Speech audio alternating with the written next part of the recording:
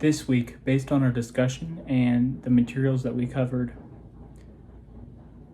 I'm going to express my thoughts and understanding concerning the function and representation of decision making within business processes. I'm also going to consider how collaboration impacts the validity and effectiveness of organizational processes.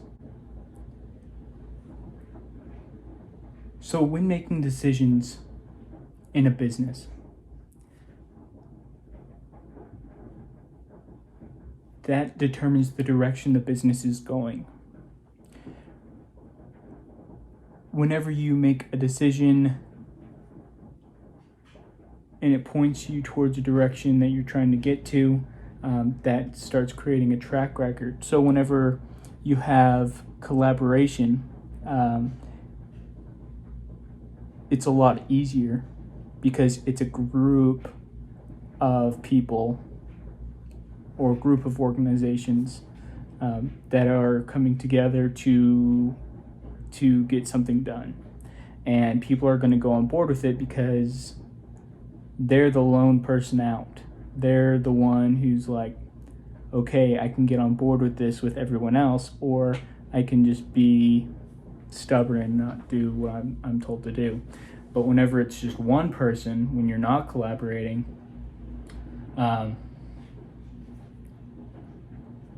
you then are the lone person out.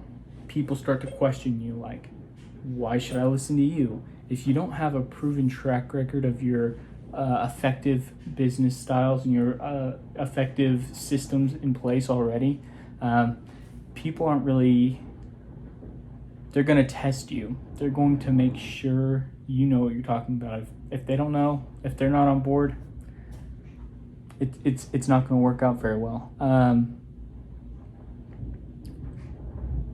Definitely power in numbers.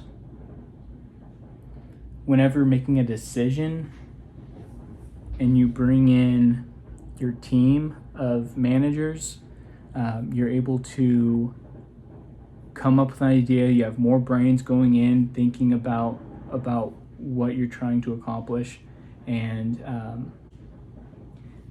you also have like different skill sets stacking on top of each other. So one person might be really great at organizing, and someone has the vision, and someone has the voice, and someone is able to, the voice person is able to speak it to the public. People are able to get online and be able to do their vocalization over media, and then the other person's able to vocalize it out into the public, and that's generally like the salesperson or I guess that's how you start up a whole line of people talking about your company right from the get-go. But it's someone going out and talking about it, and that's a lot of work. Whenever you're making decisions like JCPenney did in the book, where if you buy one dress shirt, it gets sent to an online database, and in Hong Kong they're actually able to see that they sell about 10% of the shirts that JCPenney makes. They sell about 10% of the shirts that JCPenney sells. They make 10%. And so the fact that they're able to get the data to them so they can get their product back to JCPenney, that's a huge decision-making process as far as putting the system in place and being able to communicate with their manufacturer in Hong Kong.